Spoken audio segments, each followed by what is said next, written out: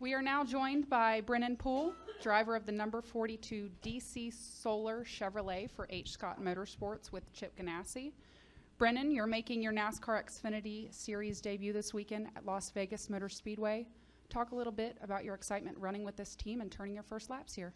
Yeah, I'm super excited. I've never been inside Las Vegas Motor Speedway before, so this is crazy. It's so nice, and I don't think I've ever been in a two-story media center before either. So, yeah, I mean, I'm super excited to work with all the guys. All of them have been really welcoming and super nice to me, and made me really feel a part of the team over the past few months, getting to know them. So, I'm just looking forward to it. You know, I've never been on the big track here. I've raced at the Bull Ring a few times, so I'm just excited to turn my first laps in an Xfinity car. I think it's going to be a lot of fun, and I'm just excited. I'm like full of all kinds of emotions, but mostly excitement and just ready to step in that car this afternoon.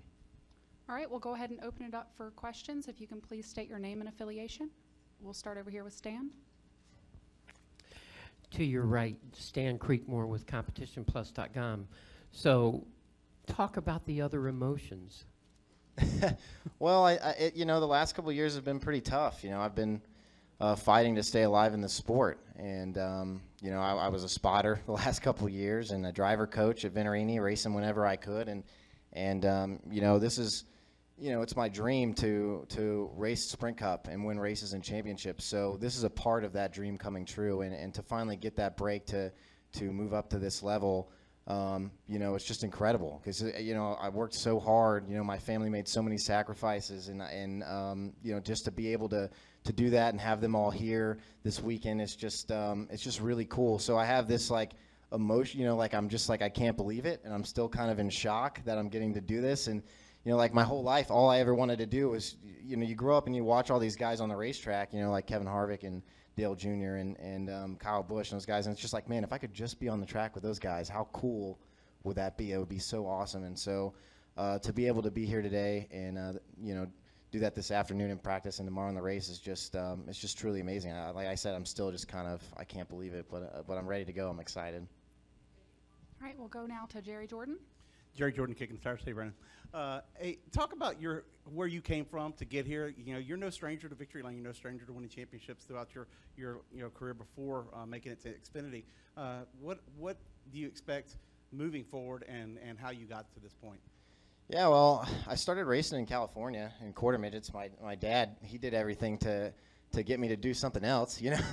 I don't come from a racing family. He tried to push me in golf and other sports and stuff, but I just love driving race cars. I just wanted to get behind the wheel ever since I was really little, and so one thing led to another, and I ended up racing quarter midgets for a long time. And during that, my dad got a business opportunity to move to Houston, Texas, to work in Midas Total Car Care.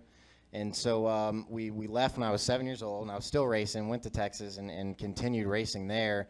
And I moved up through the ranks, so won a couple national races and won a Grands in 2002. And my dad moved me into legend cars, and so I did that and raced at Texas Motor Speedway, and traveled around the next year, and I won some races at the Summer Shootout and won the Texas State Championship and won the Race of Champions race. And so my dad thought at that time it was probably best for me to graduate high school.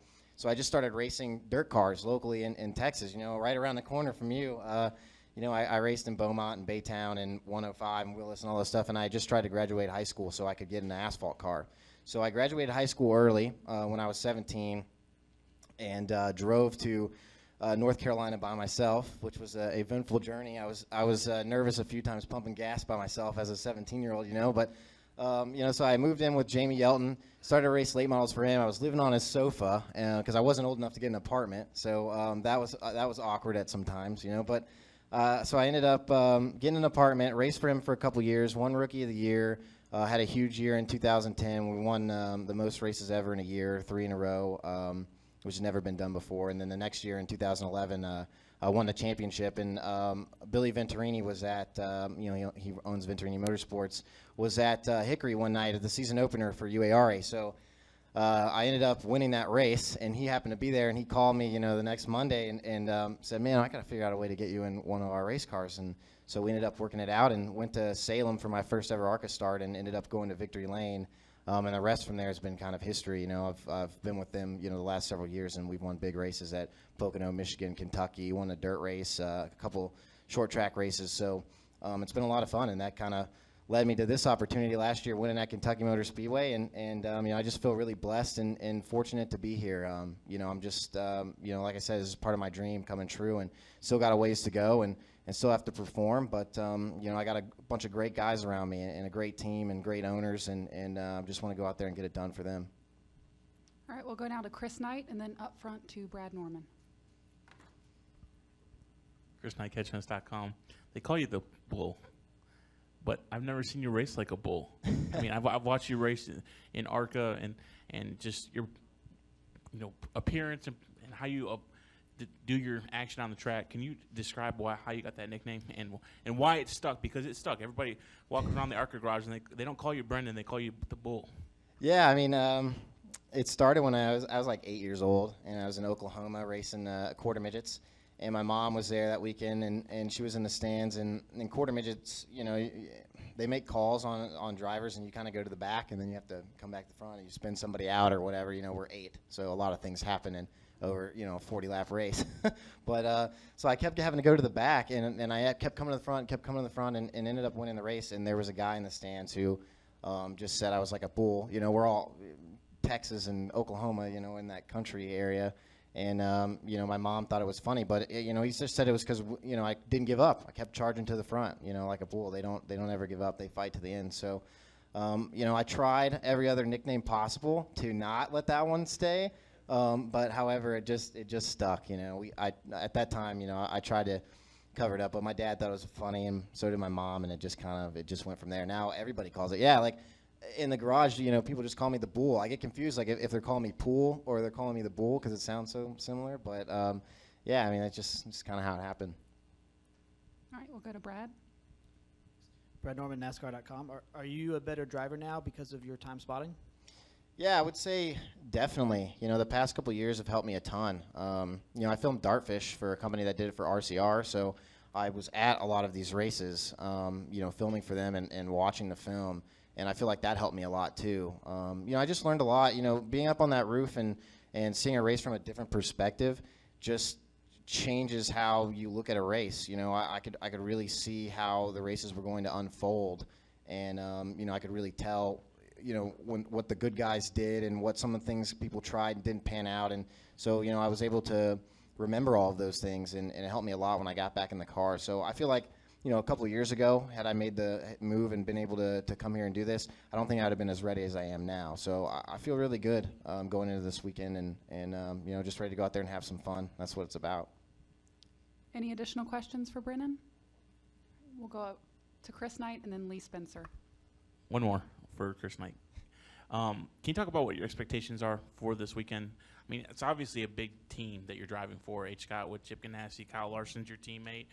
Everybody expects you to come out here and do good. What's your expectations? What would you be satisfied walking away with tomorrow?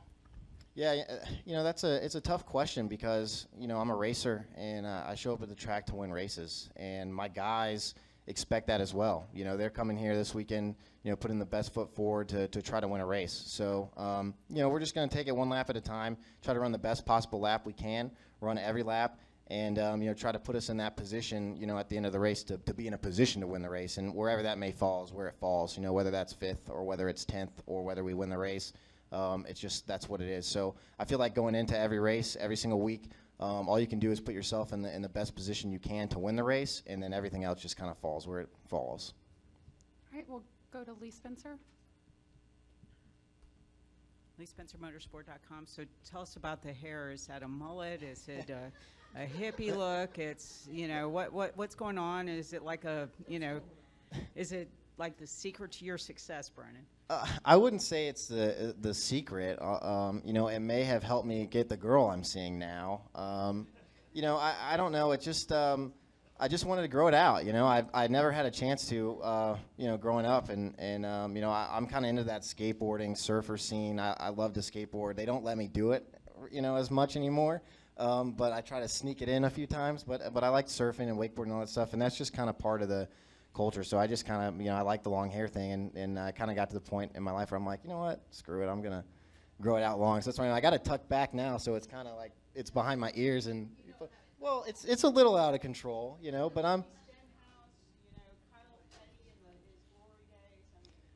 I don't know if I'll get it that long. You know, I may, you know, pass Stenhouse, but I don't know if I'll get it to a long ponytail length or not. I think it'll just kind of stay a little. It's kind of out of control. Like, it's really puffy. I can't. That's why I got the hat on. You know.